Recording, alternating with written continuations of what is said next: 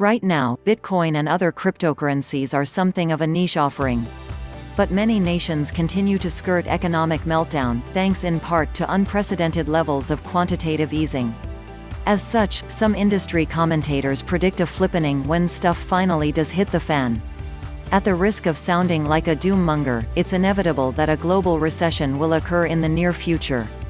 And saying that isn't FUD, but merely an inescapable consequence of a badly managed fiat-based global economic system. The warning signs are there for all to see, including slowing U.S. growth, the lack of a U.S.-China trade deal, and economically motivated civil unrest in Argentina, Iran, South Africa, Turkey, and Venezuela. Not forgetting the cracks that are appearing with regard to the U.S. dollar's status as the world reserve currency.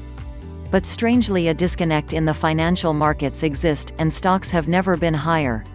It doesn't take a genius to work out that central banks, in particular, the Fed, are playing games with our future. Sadly, as pointed out by Bitcoin hater Nouriel Roubini, we find ourselves in a situation where little else can be done to prevent a recession. After all, kicking the can down the road only leads to a bigger problem later on. And we're at the point now where policymakers have run out of options.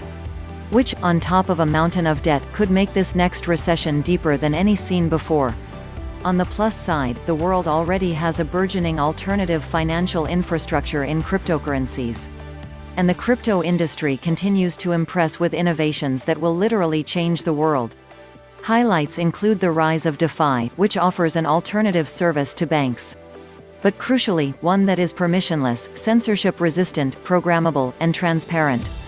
As well as the increasing popularity of proof of stake. This not only helps the environment by doing away with energy-hungry mining equipment but also encourages community participation. In both these cases, there is an emphasis on democratization, which corresponds with a growing yearning, amongst everyday people, for change. But none of these innovations would have been possible without the invention of Bitcoin, the certified daddy of them all. And while critics argue that Bitcoin is old tech, lacks scaling, is too expensive to send, etc., none of this matters because transactions are based on values. And it just so happens that the values of Bitcoin align with the spirit of these times.